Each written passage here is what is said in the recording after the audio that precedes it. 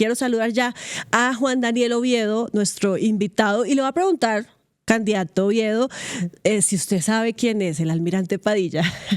Esa es mi primera pregunta, y para acorcharlo. No sé. Yo sé que es parte de todo el proceso de la historia de la independencia. Evidentemente, formaba parte del Frente Naval de la gesta libertadora, pero vamos a esperar a ver la película con el presidente que pasó de actor político a actor de reparto. Sí. Vamos a tener al presidente de actor y de vea reparto. que se lo preguntó Juan Daniel, porque es que ayer con toda esta polémica, pues muchos salieron a defender la producción diciendo, es que es importante que Colombia Yo no sé. sepa quién es el almirante Padilla, y por eso nosotros aquí hoy en De Frente se los vamos a contar con un invitado muy importante, el director del Archivo General de la Nación. Él es una de las personas que más sabe sobre este almirante, y nos va a ayudar a entender un poco, pues, por qué hay que hacerle una película, porque siempre hablamos de los grandes próceres de nuestra independencia, pero hay unos personajes que de pronto se han quedado en el olvido, y por qué decidieron entonces hacer una película para él, independientemente pues de si actúa o Que no fue actúa el instrucción presidente. del presidente. Que fue Ya instrucción. le ventilaron el video Sí. de la ministra TIC diciendo que había sido orden del presidente. Sí, hacer señor. esa película. Pero bueno, Juan Daniel, ahora sí hablemos de lo que nos compete en este momento con usted, que tiene que ver pues con esta campaña. Estamos ya a 2 días, ¿qué decir frente a lo que se viene para esta consulta, la gran consulta de la centroderecha en la que usted es candidato? De la derecha. De la consulta Ah, de la ¿verdad que derecha. usted dice Sí, yo que eso estoy no es ahí centro? terminé como el sapo la consulta de la derecha. Una consulta de verdad también. Porque las otras 2 consultas son consultas para validar la intención de voto de una persona. Sí. ¿Sí? En cambio acá sí hay variadito. Aquí estamos compitiendo a voto limpio, sin necesidad de respetarnos, sin necesidad de darnos codazos, ¿sí? Porque lo ve uno en los debates televisados de las 3 consultas, ¿sí? Esta es la única consulta en la que ha habido un debate de verdad, porque las otras son comité de aplausos de uno de los candidatos líderes de esa consulta. Pero sí es la consulta de la derecha, y nosotros queremos ser una alternativa de centro que habla claro y que tiene como propósito romper ese prejuicio de decir, ay, Oviedo, usted está en el lugar equivocado, porque eso ya lo va a ganar Paloma, porque es la de Uribe. No, el país puede encontrar una oportunidad de que el centro, que siempre pierde espichado entre los extremos, tanto de izquierda como de derecha, hoy pueda entrar en una conversación respetuosa con la derecha, en la que tenemos diferentes perspectivas, ganarla y poder darle al país una posibilidad de que la sensatez sea atractiva y nos gobierne. Juan Daniel, pero usted habla de que no hay codazos y demás, pero esta semana fue protagonista el tema con Vicky Ávila, cuando le dice, es que a ti, ¿por qué te gusta Petro? Es que a ti, yo no entiendo eso, y eso es, o sea, ya Tenemos va a ser- el Pero video, Julián. eso no fue un codazo. Ella empezó a insinuar que a mí me gustaba Petro. Sí. Y con su tono picante como de... Y también- Ahí está el video, Caminan por el veámoslo. mismo lado. Veamos el video, solo la pregunta de Vicky. El video de Vicky, por favor. Bueno, yo le voy a hacer una pregunta a Juan Daniel. ¿Sabe cuál es la pregunta? Vea vos, ¿por qué te gusta ese Petro? Te gusta un poquito, te gusta. Y la verdad es que una cosa es... hombre, nosotros queremos hacer una cosa distinta, somos oposición, lo que ha hecho, no dar ejemplo, la corrupción que está disparada, que no la inventó él, pero está disparada. El tema de la seguridad que está vuelta a nada, el tema de las oportunidades para la gente, la salud, la gente muriéndose.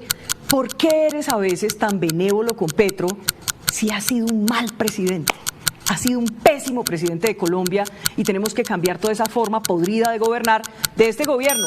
Todo lo que hicieron otros, unos gobiernos buenos, otros malos, pero otros que estuvieron mal, eso hay que cambiar. Sí, ahí la señora Victoria Eugenia Dávila de Géneco, pues habla también de... Que soy pues, benévolo. sí, que es benévolo, también pues lo dice como haciendo referencia a los videos donde usted reconoce algunas cosas buenas de este gobierno, que incluso ha calado en muchas partes del sector de esa consulta que usted pues no está, o sea, la de la izquierda, si es que hay consulta a la izquierda también es una cuestión, pero también vimos, no sé si un ataque o unos nombramientos de Abelardo Espriella en algunas entrevistas frente a su modo de hablar, frente a eso, o sea, ya como que la gente está diciendo, uy, Oviedo, puede pasar algo con Oviedo, ¿no? Claro que sí, yo... Primero, frente a la pregunta de Vicky, pues más que codazo, creo que fue una respuesta muy seria, ¿sí? Si el país no asume su realidad, siempre vamos a quedar condenados al populismo de izquierda o de derecha. Ahí, esa afirmación de Vicky puede ser calificada un populismo de derecha. Todo está mal. Aquí nadie puede decir que haya cosas buenas. Y brutos son los que votaron por Petro, porque por culpa de ellos no hay medicamentos y hasta ahora buscan decir que Kevin murió fue porque los que votaron por Petro. ¿Sí? Totalmente. Tácitamente. Pero también quedamos condenados a un populismo de izquierda de promesas irrealizables o de frases simples como la de solo Petro en esta bondad. ¿Sí? Eso lo que demuestra es que el país tiene una dificultad tan grande para sumar y para trabajar en equipo que hay gente que prefiere que al país le vaya mal antes de que le vaya bien sin ellos. ¿Sí? Claro, como la derecha no está gobernando, entonces hay que buscar todo lo malo, pero hay cosas buenas que está sintiendo la gente y hay que reconocerlas. Totalmente. Y antes de que terminemos con de analizar pues esa pregunta que te hizo Vicky Dávila, hay algo que me llama mucho la atención y es la forma en la que se expresa y cuando te pregunta a ti por qué te gusta ese Petro, y es como, está bien que tú no seas afín a las políticas del presidente, pero no puedes desconocer que es el presidente, ¿no? Entonces como que intenta minimizar un poco la imagen tan importante que tiene como el jefe de Estado. Entonces me parece que sí fue muy acertada esa respuesta tuya de tienes que reconocer que hay un 48-49% de colombianos que aprueban su labor como presidente y eso no lo podemos minimizar, eso no es menor cosa. Pero entonces con base en eso hay algo muy curioso también que se ha venido presentando dentro de este grupo de lo que es la gran consulta, y es que siento que la mayoría están queriendo irse por el lado de Petro y Cepeda son el enemigo común de todos. Ay, sí. Y tenemos que jugar a derrotarlos y no importa nada más, y creo que nos estamos saliendo de lo importante en medio del debate, que son obviamente las propuestas, que tenemos muchísimos problemas en Colombia, el déficit fiscal, pues la reconfiguración del conflicto armado, mil cosas. ¿Tú qué opinas de esto? ¿Cómo estás? No, sí, qué mamera. Debe haber una autocrítica ahí. Qué bueno que ya quedan solo 48 horas, porque qué cansancio que nosotros digamos que el enemigo del país tiene solo un apellido, o es Cepeda, o es Petro. Y como no voten no por mí porque yo no soy Cepeda, sí, o no soy Petro. Exactamente, y el enemigo del país es mucho más grande, lo hemos hablado, y Paula lo conoce también, es decir, vamos pa' viejos, y eso no lo va a parar nadie. Y siendo pobres, violentos e informales, esa vejez nos va a coger en los rines y tenemos que prepararnos y tenemos que organizar nuestro país, nuestro sistema de cuidado, nuestro sistema educativo. Tenemos que generar empleo digno porque trabajo hay, ¿sí? Pero la mayoría es en la informalidad, sin salud, sin pensión, sin cuidado. Entonces, yo sí siento que aquí hay una oportunidad de que resolvamos esto en el marco de las consultas este 8 de marzo, porque el país tiene que buscar primero cómo se aleja de la envidia, porque es por pura y física envidia que hay personas, incluyendo al presidente, que invitan a no votar las consultas y a no pedir el tarjetón. Ya hay rumores de que en la votación de colombianos en el exterior se están haciendo los de la vista gorda, los jurados entregando el tarjetón de las consultas. Entonces, frente a esa envidia, lo mejor es el poder que tienen ustedes el 8 de marzo cuando se levanten y vayan con ganas a votar y digan, pidan el tarjetón de las consultas. Y ahí hay 16 caras. Yo formo parte de un grupo de 9 caras. Pero ahí hay 16 caras que solo pueden marcar una. Y busque cómo de esa cara puede lograr que Colombia deje de entender las elecciones como simplemente cuál sapo me voy a tragar. ¿Sí? Sí. Es decir, no, porque las elecciones no pueden ser, yo quiero que ese sapo hable, el sapo de la consulta, que la gane y que pueda permitir una moderación de la derecha y corregir, ganando yo, Oviedo, esa consulta, corregir ese discurso de minimizar al enemigo del país en Petro o en Cepeda, porque eso es echarse encima a la mitad del país. ¿Sí? Porque la mitad del país, el 48%, considera que lo que está haciendo este gobierno está bien. Claro, y lo hemos dicho aquí también en De Frente, Juan Daniel, y es que las encuestas, las últimas que vimos, que conocimos la semana pasada, pues también están mostrando que hay un gran porcentaje de colombianos que todavía no se ha decidido, no sabe o no responde por quién va a votar hasta ese momento, hasta la semana pasada. Entonces, en esta semana, pues digamos que fue la oportunidad para que ustedes como candidatos conquistaran a esos indecisos. Y a usted le fue muy bien, porque justamente en redes sociales pues se está hablando mucho de toda la polémica, pero en medio de esa polémica también usted salió favorecido pues porque muchos respaldos, como ya lo mencionaba Laura anteriormente, mucho respaldo tuvo frente a esos ataques, si se puede decir así, por ejemplo, el candidato Abelardo de la Espriella. Que lo niegan, ¿no? No es un ataque. Pero yo les voy a decir una cosa frente a ese punto, porque me encanta la audiencia y me encanta poder tener la oportunidad de hablar de frente aquí. Vayan a su herramienta de inteligencia artificial, que casi todos la tienen, y pregunten de qué se trata la violencia verbal tácita contra la población LGBTQI+. Y después que les responda, díganle que les den un ejemplo concreto para Colombia. Y va a ver qué va a aparecer de primeros. Y es que justamente yo quiero que recordemos ese video para los que nos están viendo en este momento y tal vez no saben de qué estamos hablando, pues para que también nos dejen sus comentarios, opiniones y todas las preguntas que tengan para el candidato Juan Daniel Oviedo. Pero veamos el video del candidato Abelardo de la Espriella, en donde se refiere de una forma violenta, como ya lo decía el candidato Oviedo, a él justamente. Veamos, por favor. Me encontré con Juan Daniel Oviedo. Ajá. Me dijo, me encanta Abelardo, lo único que no me ¿Qué gusta... te dijo? Hoy Eso. huevos de las piedras, es Me un dijo, crack, marica. Me dijo, me encanta, pero... Llamen, ese man es un crack. Lo único que no me gusta es que no se pone medias. No, pues a mí hay vainas de Juan Daniel que tampoco me gustan y no las digo.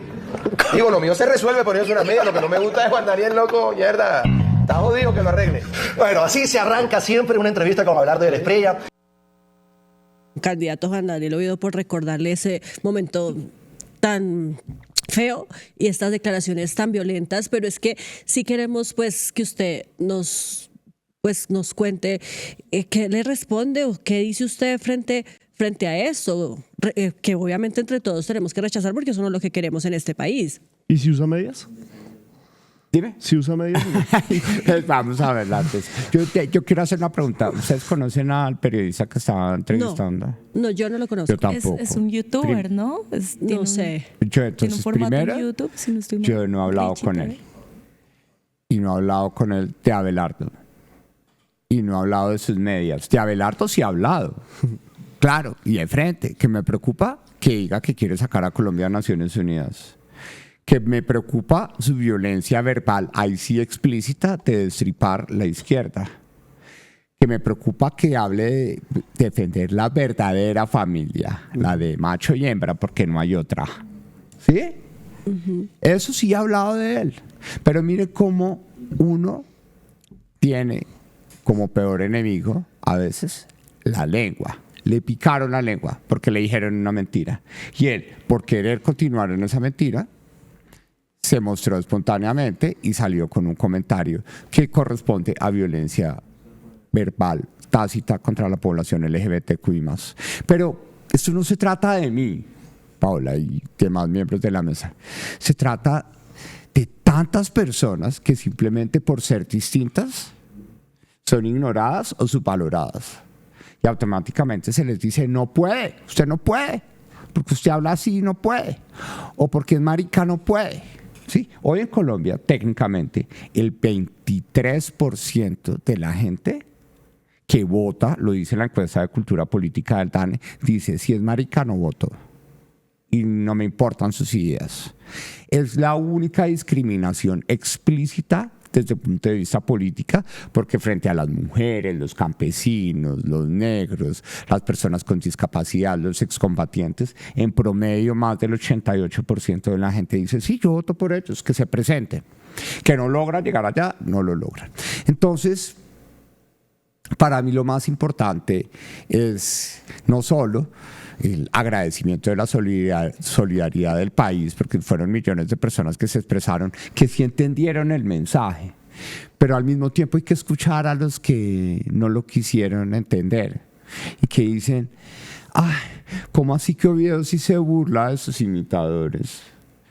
Cuando va a La Luciérnaga o cuando va a Voz Populi o cuando va a Tropicana, y Abelardo entonces no lo puede imitar. Entonces yo digo, no puede ser posible que haya una parte del país que esté pensando que está eligiendo a un imitador y no a un presidente, ¿sí? Y se lo decía al país claramente, yo no soy cualquier marica, soy un marica que quiere representar al país, ¿sí? A todas las personas, quiero ser el presidente de todos los colombianos, sin distingo de su condición. Y eso, pues rápidamente me da tristeza, porque uno no se alegra del mal ajeno. Yo sí no me alegro del mal ajeno, pues le cayó el país encima. Y yo creo que es muy importante que esta reflexión vaya más allá de mí. Sí, porque ahorita hay gente que dice, ay no, está aprovechando el cuarto de hora que le da Abelardo y ahora se cree famosa. ¿Sí? No, es una reacción de país en donde no queremos que la discriminación en política y en particular la violencia política contra la mujer, que es la más frecuente y la más normalizada, no siga sucediendo. Pero Juan Daniel, en ese caso, digamos, uno cómo convence a ese país o cómo uno puede llegar al poder en un país donde, usted bien lo dice, yo tengo familiares, sobre todo mayores, que, una mujer presidenta, ahora una persona homosexual, sí que mucho peor. O sea, realmente todavía vivimos en un país que muchos dirían no están preparados para eso. No hemos tenido la primera mujer con serias posibilidades de llegar a la Casa de Nariño. Y pues, ¿cómo convencer a esa otra gente que por conceptos, no sé si religiosos o simplemente conservadores, no ve que alguien puede hacer esto? También, por ejemplo, lo vemos con el mismo presidente Gustavo Petro. Todo el tema de que si se mete con personas trans y demás, genera todo un estupor en la gente y lo utilizan como arma política. Exactamente. Mira, yo qué te puedo decir de una forma muy breve y pragmática. Contra eso no vamos a poder en una elección, ¿sí? Los estereotipos de esta sociedad están tan arraigados que lo que debemos hacer es reconocerlos y saber que esas discriminaciones existen y medirlos. Afortunadamente yo sé que es el 23% y por eso yo hago campaña más duro y me esfuerzo más y trabajo 24/7 y empeño mi casa, peleo con mi mamá. Voy contracorriente, recorro el país en flota con tal de decirle a la gente, aquí estoy, sí se puede, sí, que mi voz es rara de gomelo, que no sé qué, que estrato 20. No soy estrato 20, mi voz es un accidente, pero también hay una cicatriz que debería ayudarnos a entender que en vez de pensar en sumar solo en positivo, ¿por qué no unimos cicatrices y buscamos cómo juntos podemos resolver esas cicatrices? Eso para mí es lo que significa hoy sumar entre distintos y hay que trabajar duro y por eso incansablemente 48 horas sin parar para seguir convenciendo a la gente, agradeciendo el apoyo que hemos recibido a lo largo de ese tiempo, pero sobre todo invitando a la gente a que se haga la pregunta, ¿por qué no? ¿Por qué nos cuesta elegir algo distinto en este país? Porque siempre estamos esperando que se vistan o vivan o hablen de la misma forma. ¿Por qué esas voces que no encajan? ¿Por qué no aprendemos a escucharlas? ¿Por qué no lo hacemos distinto? Sí, y quiero hacer énfasis en algo que dices que también me parece muy importante y es el nivel de debate que le estamos exigiendo a los candidatos y precandidatos, como comparar un chiste en un programa como La Luciérnaga, por ejemplo, como tú mencionas, con Abelardo de la Espriella, que, o sea, es alguien que nos quiere representar y ser el jefe de todos los colombianos. Que es un candidato viable, porque hay que reconocerlo. No los podemos poner en la misma balanza. y pues sí me parece muy curioso eso. Yo quiero preguntarte, yo quería saber cuál fue tu reacción apenas tuviste este video, o sea, y fue como, esto es mentira, esto no pasó, o sea, yo no sabía que tú no habías dicho el comentario de las medias, eso no nos lo habíamos preguntado, y tú qué pensaste, te dio risa, te indignaste. Gracias por la pregunta, no me la habían hecho. Bueno, estaba saliendo de la sorpresa, de la bomba sorpresa que me mandó Vicky, sí que, que a vos te gusta Petro, ¿sí? Entonces yo estaba, ustedes vieron la imagen, yo estaba pensando en otra cosa cuando yo escuché eso. Bien, entonces respondí eso y salí y todo el mundo me miraba como con una cara, y todo el equipo me miraba como, miren lo que pasó. Y yo, ¿qué pasó? Y me mostraron el video y yo, no. Me la han montado tanto en la vida que ahora por marica no me voy a poner a sufrir. ¿Sí? O sea, cero Pero, sorprendido. nuevamente, si yo pensara en mí, me hubiera quedado callado. ¿Sí? Pero lo que pasa es que son cientos de miles de personas que simplemente por ser distintas, entonces las subvaloran o las ignoran. Y hay que alzar la voz. Y por eso fuimos muy cautos en nuestra respuesta y dijimos, si no respetas una voz, no vas a poder representarlas a todas, que es lo que yo sí quiero hacer. Poder ser marica, tener esta voz, pero quiero representar a todo el país, porque aquí todas las voces caben y cuentan. Claro. Juan Daniel, hablemos de política, de esas consultas que se vienen el domingo, porque es que acá veo muchos comentarios, gracias a todos los que se están conectando y nos están enviando sus opiniones, y hay muchas personas que dicen pues que van a votar por usted para quitarle votos a Paloma. Y lo dicen porque Paloma, ya lo mencionábamos también, pues Paloma Valencia es la candidata que en este momento, según las encuestas, ganaría esa consulta de la derecha, la gran consulta. ¿Qué piensa usted de esto? De que voten por usted para ganarle. Y si usted pues no logra ganarle a Paloma en esta primera consulta, ¿cómo? Pues obviamente ustedes tienen el compromiso de votar por ella en primera vuelta, pero ¿cómo sería entonces pues la actuación de Juan Daniel Oviedo después? Bueno, vamos a hablar muy claro. Nuestro propósito de participar en las consultas interpartidistas era permitirle al país, y está escrito en un titular de un medio de comunicación impresa, demostrar que el centro es capaz de ponerse de acuerdo. Sergio Fajardo no quiso participar, Claudia López dejó una cantidad de heridas en la dinámica de la coalición Centro Esperanza. Entonces mucha gente que puede tener una vocación de centro derecha como un Juan Manuel Galán dice públicamente que con Claudia jamás, ¿sí? La situación que sucedió con Mauricio Cárdenas, con todas las personas. Entonces, primera lección, la palabra, la boca, sirve mucho en el presente para los clics, pero deja estragos en el futuro para el funcionamiento de la política. Y terminé metido en una consulta de centro derecha, donde centro es Oviedo y muchos orientados hacia la derecha. Naturalmente, queremos cumplir las reglas de juego de la democracia, y es que en una consulta interpartidista el que gana recibe el apoyo de los demás.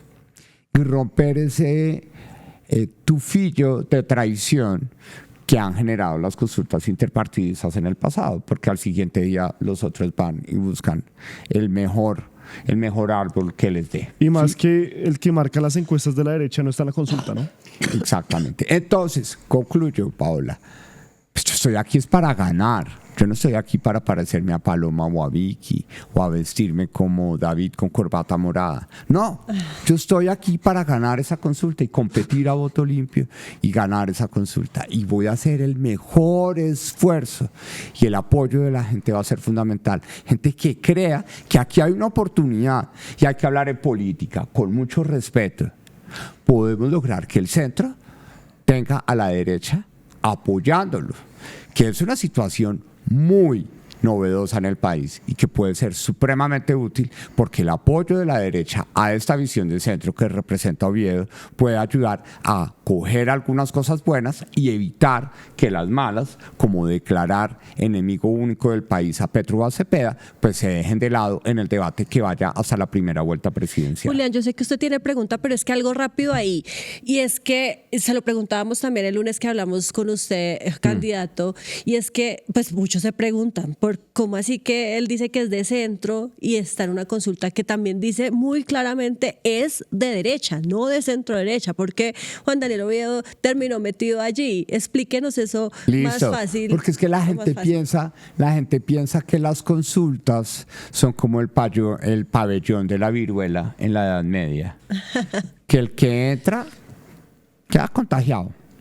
¿Sí? No, las consultas técnicamente son escenarios para competir, ¿sí?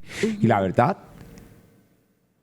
los otros escenarios de consultas, que son consultas unipersonales, no daban ese espacio para competir. Entonces también hay que pensar con la cabeza y decir, necesito lograr tener una voz ante el país, compitiendo frente a alguien y siendo claro cómo puedo marcar una diferencia. Y creo que hemos cumplido, gracias a que la gente ha entendido ese mensaje, hemos cumplido un objetivo, y es que hemos logrado diferenciarnos del espacio donde estamos. ¿Qué forma más ética y más respetuosa de competir que ganar a votos diferenciándose en un mismo espacio? Y fuimos superficiosos con los debates, tratamos de hacerlo mejor, de ser muy consecuentes con las necesidades del país, de tratar de esbozar algunas propuestas, porque yo quiero poner eso sobre la mesa. Es difícil que el país de hoy quiera escuchar propuestas. Estamos un carácter como voluptuoso, voluble de nuestra democracia, y la gente no quiere escuchar propuestas, quiere escuchar lo fácil. Pues o solo Petro en esa bondad o refundemos la patria. Sí, pues hablando de propuestas, Laura, preguntémosle de propuestas. Sí, en esta era de la inmediatez, como que cada vez queremos que todo sea más rápido y más fácil de digerir, y pues por ahí tampoco es. Pero yo tenía una pregunta precisamente, Paola me dio la introducción, y es sobre esa diferencia que pues se ve dentro de este grupo, de esta consulta. Igualmente estaba viendo los comentarios, por ejemplo, por acá había uno que decía, Oviedo con su inteligencia no puede ser de derecha, o muchos no entienden cómo terminaste en ese grupo, como lo decía Paola, o también había otro comentario que era como Oviedo es lo único rescatable de ese grupo, cosas así. Quiero que nos cuentes, ya para entrar en el tema de las propuestas, qué es lo que te diferencia a ti de tus compañeros de consulta, porque viendo el debate, por ejemplo, viendo los debates anteriores, recordemos algo que también se viralizó mucho, y fue el tema del genocidio en Gaza. Tú fuiste el único, y Aníbal Gaviria, que respondieron que sí, consideraban que se estaba cometiendo un genocidio en Gaza. El resto del grupo de la consulta de los precandidatos dijeron que no. Ahí vemos que hay una diferencia bastante grande entre ustedes también en temas muy importantes. En el último debate, pues en temas de no continuar con la JEP, hay muchas que tú dijiste que sí, Paloma dijo que no, como que sí vemos que hay muchas diferencias. Haznos, porfa, un pequeño resumen, si podemos llamarlo de esa forma, o lo que tú consideres más trascendental que te hace diferente a tus compañeros y por qué deberían votar por ti. Listo, gracias por esa introducción de la pregunta que me sirve para responder a la anterior, y fue útil, ¿sí? Porque la gente entendió que soy distinto a ellos, ¿sí? Si hubiera estado en la consulta de Claudia, sí, o en la de Roy, ¿sí?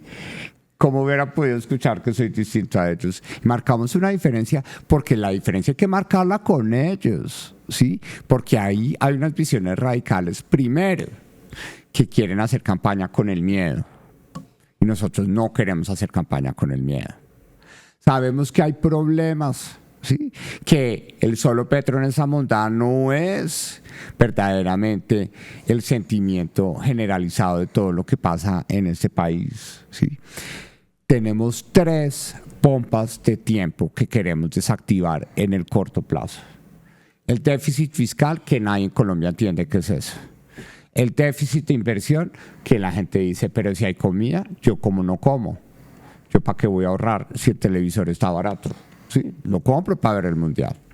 Pero tenemos un déficit de inversión. Y nos han amenazado, también la derecha radical, durante 3 años largos, que va a haber un apagón por las decisiones irresponsables del gobierno del presidente Gustavo Petro. Y sí, a comienzos de 2027, ahí sí vamos a tener un apagón y vamos a tener que resolver nuestro déficit de suficiencia energética en el país.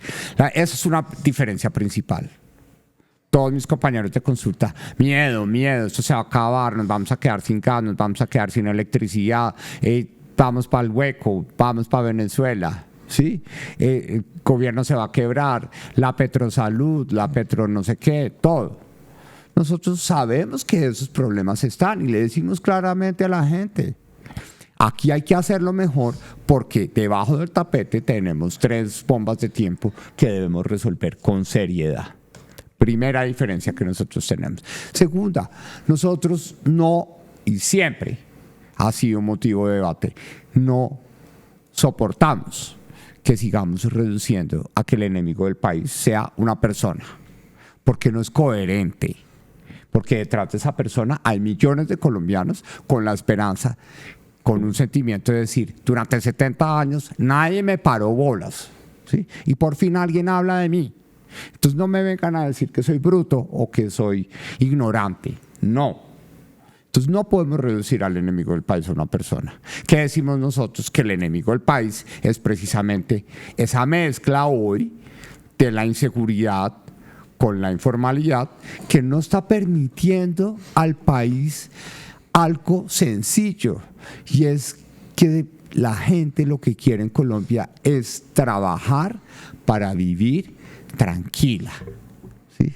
En eso se resume todo. Eso se resume la necesidad de paz, la necesidad de formalización de la economía claramente, la necesidad de conectar con el ciudadano y de escucharlo. Mientras que mis contrincantes en esta gran consulta, ellos dicen, no, el enemigo es Cepeda y hay que hacer todo lo que sea, y la Petrosalud. Y entonces aquí las 2 principales diferencias son que verdaderamente nosotros, aunque los 9 queremos una construcción de futuro, desde Oviedo no queremos construir ese futuro metiendo miedo en el presente. Ni echando cuento en el presente, porque eso sí, la gente en Colombia no come cuento. Exactamente, No Juan come Daniel. cuento. Y yo quisiera entrar ya con lo crudo, porque estaba revisando aquí, pues yo para estas entrevistas reviso sus redes sociales, la página, todo el tema, y veía que dentro de sus propuestas en su página web hay mucho de educación, hay mucho sobre todo de economía, sobre nuevas oportunidades, vivienda, pero no vi una puntual sobre salud, a pesar de que usted se ha pronunciado sobre eso. Y usted, por ejemplo, cuando estuvo viviendo en Bosa, usted también es una persona que dice, vea, yo también soy vengativa, pero uno es como, he estado en este sitio social, económico, pero eso no me hace que yo no pueda identificar las razones de la gente, y desde hace años, porque eso sí es una narrativa que yo soy enfático, desde hace años padecemos el sistema de salud. ¿Qué vamos a hacer con el sistema de salud? Que con Petro se haga gobierno, bueno, lo que sea, pero que siempre lo hemos padecido en Colombia. Bueno, lo primero es que, y fue parte del debate, del último debate controversial, y es, nosotros sí queremos una salud, como lo dice nuestra propuesta, a la mano. Y en eso, el discurso de Petro tenía razón, porque podremos estar todos asegurados, ¿sí? Pero vaya y venga que nos suceda algo, a ver cómo nos atienden si estamos en los borbotones de Paniquita, en Totoró, en el Cauca, ¿sí? A ver cuántos kilómetros hay que chupar en ambulancia para poder ser atendido, y vaya a ver si en el hospital donde más cercano lo van a atender. Entonces, sí necesitamos un sistema de salud que esté más cercano al ciudadano, pero no puede ser un sistema de salud sordo como el que ha querido plantear Petro por un sesgo ideológico, sino que tiene que escuchar las necesidades de los pacientes. Entonces, más que una reforma a la salud, lo que nosotros queremos hacer en primer lugar es estabilizar este sistema de salud, porque ya no podemos hablar de reforma, porque el sistema está al borde del colapso, un sistema desfinanciado. Es decir, es como si usted llevara en su casa gastando más de lo que gana por más de 18 meses. Quiebra. Punto. Es la teoría de la educación financiera. Si durante 18 meses una persona gasta más de lo que gana, quiebra. ¿Listo? Tenemos un sistema de salud estresado por esa misma situación. Entonces tenemos que llegar a estabilizarlo.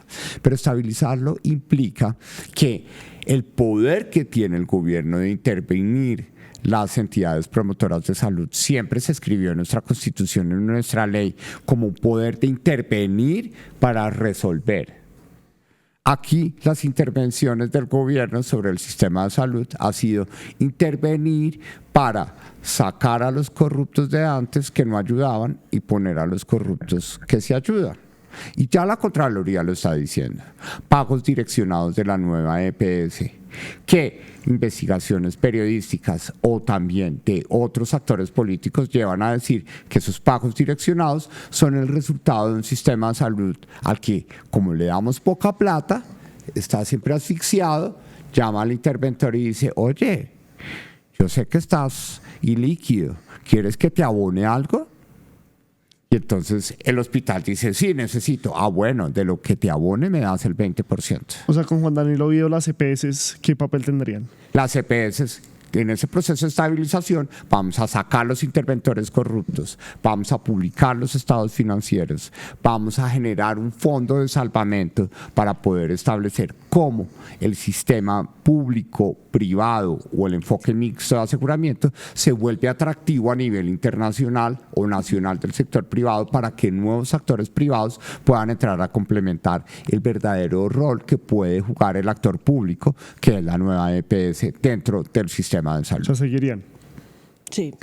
Continuarían organizándolas, pero sobre todo supervisándolas mejor. ¿Por qué? Porque algo con lo que quisiera no desviar la respuesta, pero estamos metidos en este enredo de la salud, porque sí, ha sido en lo que más hemos avanzado en los últimos 15 años, en mejora de calidad de vida, pero donde nunca miramos, y eso yo sé que Paula lo sabe, y es ahí.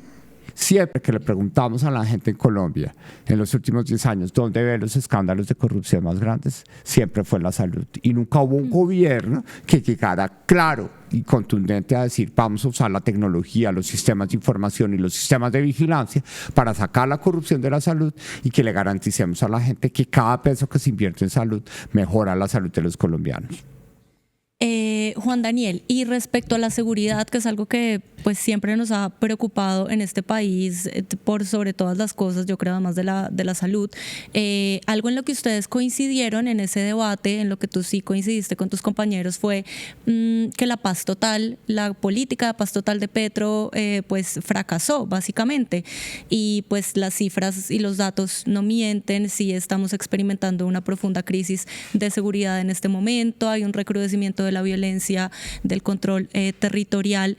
¿Por qué, pero explícanos tú, por qué crees que esa paz total fracasó y qué vas a hacer tú de ser presidente, de llegar a la Casa de Nariño para cambiar eso? Lo primero, la paz total hoy es el reflejo de un concepto que existe, que es la paz negativa. Es decir, que en Caldono, en el Cauca, ¿sí?, hay gente que dice que allá solo bombas y sobre todo. No, yo fui. Y hay gente también que dice: doctor, aquí estamos tranquilos, pero es a punta de miedo. ¿Sí? La paz total no es un modelo que responda precisamente a ese problema de seguridad que tenemos en este momento. Ya no tenemos una guerrilla de enemigos. ¿Sí? Hoy tenemos una fragmentación del crimen en estructuras pequeñas que solo quieren plata, y que el control territorial es para poder sacar plata de la extorsión, de la coca, de la minería ilegal, de la deforestación y el contrabando de repuestos. Entonces, sentar a todos estos bandidos en un solo auditorio, ¿sí?, a que hablemos de paz con un gobierno que no tiene una posición organizada o una voluntad explícita de lograrla, se convierte en poner a los bandidos a hablar entre ellos, ¿sí? Y por eso hay evidencias contradictorias. Hoy en Medellín los índices de extorsión son inferiores a los de 2019. ¿Por qué? Porque juntados todos se pusieron de acuerdo, repartieron la torta y no se dan pata entre ellos, y entonces todo va mejor. Pero eso ya pasaba antes, ¿no? Sí. La gobernabilidad es producto de eso. Exacto, pero entonces para mí la paz total es el reflejo de una paz negativa que quiere concluir en algo que me parece grave, y es que, por ejemplo, en Caldono, el Frente de Dagoberto Ramos de las disidencias de las FARC, cuando en ese escenario hipotético de paz total de Petro, pues ya ni siquiera tienen uniforme, se pondrían un uniforme de policía rural en Colombia, y eso no es admisible en esta Constitución. En la Constitución del 91 quedó claro que el uso exclusivo, es decir, el monopolio de la fuerza, está en el Estado, en cabeza de la fuerza pública, con un presidente que debe ser su comandante. O sea, Juan Daniel Oviedo los va a someter. Sometimiento con un proyecto de ley que radicaremos en el Congreso para que el Congreso defina los criterios de sometimiento con inteligencia y atacando 5 bombas de tiempo que tenemos en materia de seguridad: la extorsión como un impuesto criminal paralelo, la captura de lo local, porque es que acuérdense a Juan Carlos Pinzón, lo funaron muchísimo cuando dijo que Arauca era guerrillera. ¿Sí? Pero de pronto lo dijo mal. Pero en Arauca las curules de los concejales toca conversarlas con el ELN, ¿sí? Las campañas a la alcaldía toca concertarlas con el ELN. Hoy hay una captura de lo local y eso es gravísimo. Y es invisible, y necesitamos un gobierno que diga: alcaldes, concejales, vamos a trabajar con transparencia. El tercero, la violencia intrafamiliar. A las mujeres de Medellín, hablando del Día de la Mujer que tú mencionabas, que me genera un interrogante: ¿cómo va a ser esa expresión de rabia de las mujeres? Sí, porque yo las entiendo, y que expresan rabia el 8 de marzo en el marco de un día electoral. Va a ser un tema típico en el país, y ojalá las autoridades locales se preparen muchísimo para que esto suceda adecuadamente.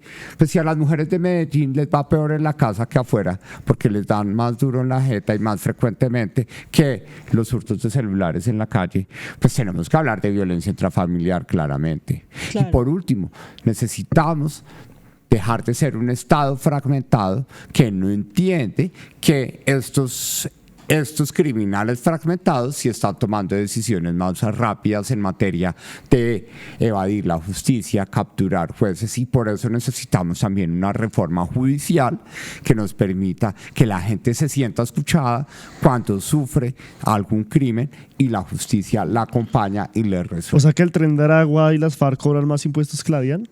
Sí, señor. Y eso es lo más grave, porque los informales en Colombia no evaden porque sí. Evaden porque es difícil conectarse a la formalidad, y que además de esa dificultad de conectarse a la formalidad, ellos excluidos, vulnerables, sin salud, sin pensión, les llegue otro a cobrarle un impuesto criminal paralelo que se llama contribución voluntaria estrictamente obligatoria. Ellos dicen: pero entonces ¿qué? ¿Dónde está el que me cuida? ¿A quién le preocupo yo? Y por eso uno va a repartir esos periódicos a la calle, y muchos vendedores informales toca conquistarlos, porque dicen: ustedes siempre vienen acá, me lo decía una señora en Girón, ustedes siempre vienen acá a que les pongamos el sticker de su campaña en nuestro puesto, y después cuando gobiernan salen a decir: saquen a esa plaga de la plaza de Girón porque se ve fea la plaza. ¿Sí? Sí. Entonces sí necesitamos que verdaderamente la seguridad tenga un enfoque integral, con mucha inteligencia, pero también con la sensibilidad de que la gente lo que quiere es estar tranquila. Lo que menos quiere es plomo o megacárceles, la gente quiere estar tranquila.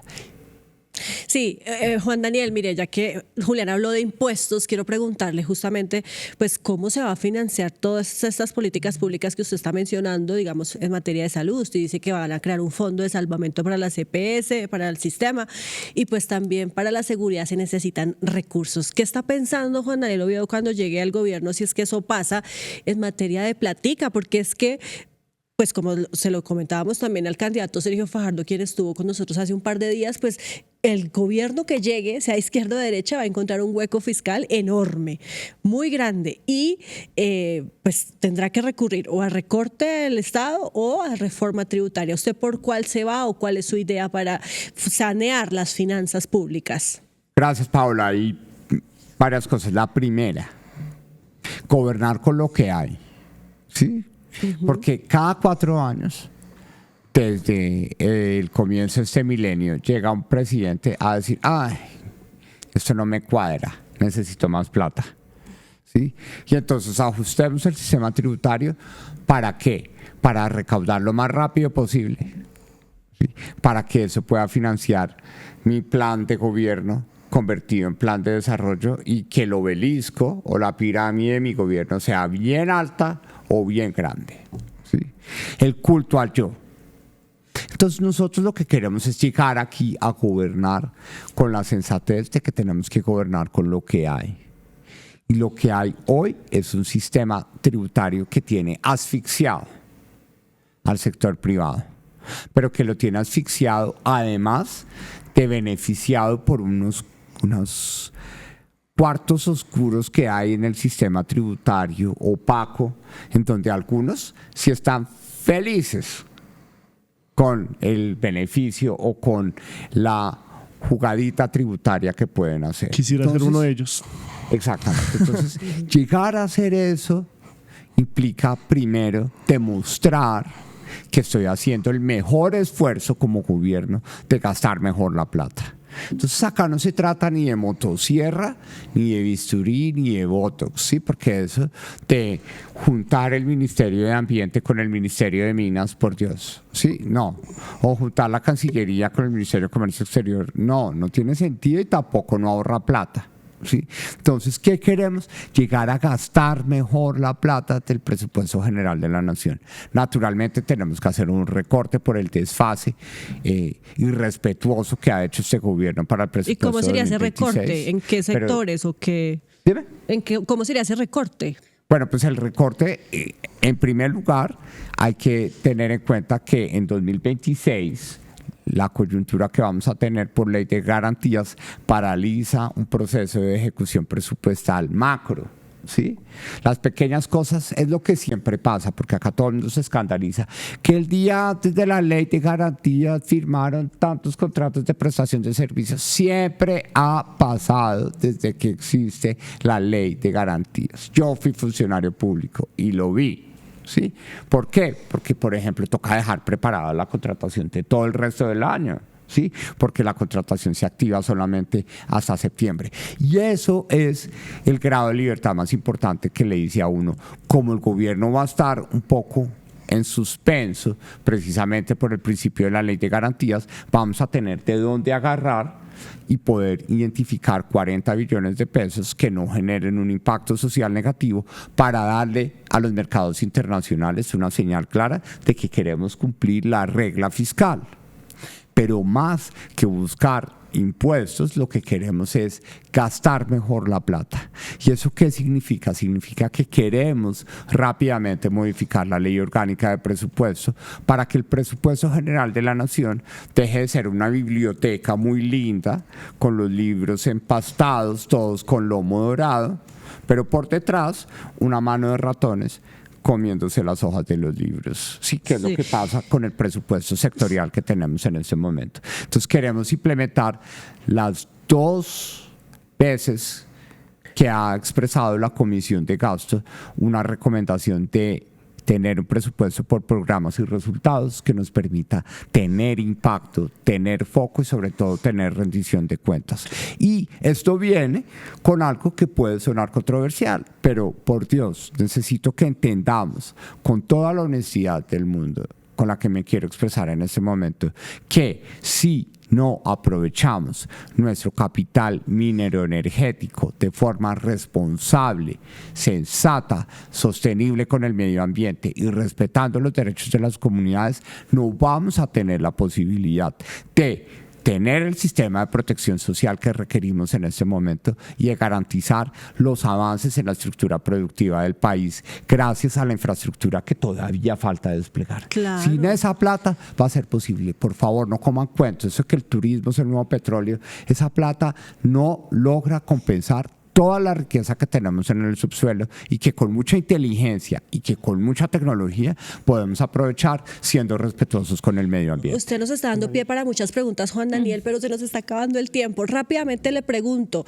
el sistema tributario en Colombia hoy está pues muy viejo y para muchos expertos hay coincidencia en que se necesita una reestructuración, pero no solamente en el tema de aumentar el recaudo, sino de mejorarlo a través de cómo la DIAN, porque es que tenemos también una entidad pues que incluso, y lo hemos conocido en estos últimos días por investigaciones periodísticas, está infiltrada por los grandes capos del contrabando en el país. Es que ese fue el verdadero pacto de la picota. No es que los saquemos de la cárcel, es decir, hagan, ¿sí? Contrabando. La mejor forma de lavar la plata de las economías ilícitas con el contrabando. Y además, tranquilo que no los voy a perseguir porque de la UIAF va a estar. Pues, ¿cómo sacar a los papás pitufo de la DIAN? Pues yo creo que la forma como uno llega lo va a garantizar. Y como estoy llegando yo, sin plata, quebrado, peleando con mi mamá, recorriendo el país en flota. ¿Cómo así? ¿Sí? Va a permitir que yo llegue sin deudas. Con los pitufos o con pitufina, con nadie vamos a llegar bien endeudados. Entonces vamos a llegar con la tranquilidad de que tenemos la legitimidad de decir, la DIAN, me hacen el favor y bisturí, abrimos y empezamos a identificar qué es lo que está pasando, porque la información está. Ojalá. Lo único es el miedo, porque muchos de los que están ahí metidos fueron los que mandaron morralitos. Sí, ojalá podamos para apoyar el volanteo. Recuperar la confianza en esas instituciones. Y ahora vamos, Juan Daniel, con el tema de la informalidad, que es algo pues muy trascendental en este país también. Cerca del 50% de las personas en Colombia viven en la informalidad.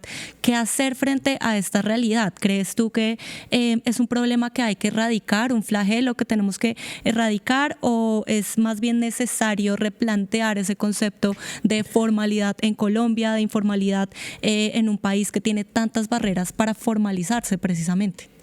Genial. Empecemos. No es un flagelo, ¿sí? Y ese ha sido el error del país, ¿sí? Que dicen, uy, estorban en la calle, se ve feo. La séptima se ve fea. Entonces hay que sacarlos, ¿sí? Pero nuevamente, no somos conscientes que es nuestro problema, ¿sí? Porque nosotros no hemos querido asumir la realidad. ¿Sí? Y hoy la informalidad, como tú lo mencionas, es el 55.7% de la gente que trabaja, con algo muy grave que equivalen a casi 12.1 millones de personas caras en lugares específicos, de los cuales 10 millones madrugan, mueven su carrito, se aguantan el sol, la lluvia, se aguantan el gotero, ¿sí? No la gotera, sino el gotero, el gota a gota que viene, y se les come todo el ganado del día. Llevan su carro, lo pagan un parqueadero, ¿sí? Y se acuestan pobres. Es decir, hay 10 millones de personas que trabajan en Colombia para seguir siendo pobres.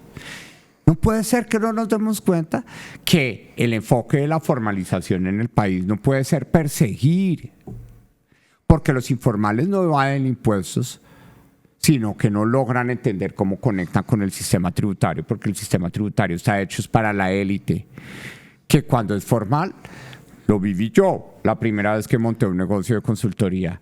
El único empleo formal, el primero que pude tener, era la contadora, porque es que sin contadora no podía existir. Claro. Para llenar los formularios y llenar todos los requerimientos de la renovación de la matrícula mercantil. Entonces, para nosotros el enfoque es formalizar, es conectar para cuidar. Y conectar para cuidar es hoy utilizar la información del censo económico, la encuesta de micronegocios, información de carácter local que nos permita tipificar las condiciones socioeconómicas de esos 12.1 millones de personas a quienes vamos a otorgar billeteras digitales públicas para que podamos no solo compartir plata, sino información, porque con esa información yo voy a saber cómo esas personas, gracias a un logro de Petro, que es el artículo del Plan de Desarrollo de las Finanzas Abiertas, que no lo reglamentaron en 4 años, lo cual es inadmisible, vamos con la portabilidad de la historia financiera a las personas, decirle, doña María, a usted le está yendo bien vendiendo pan de limón en Montería, muy bien. Le vamos a mandar un crédito a través de un agente del ecosistema fintech que es distinto al gotero que se le lleva todo el ganado del día.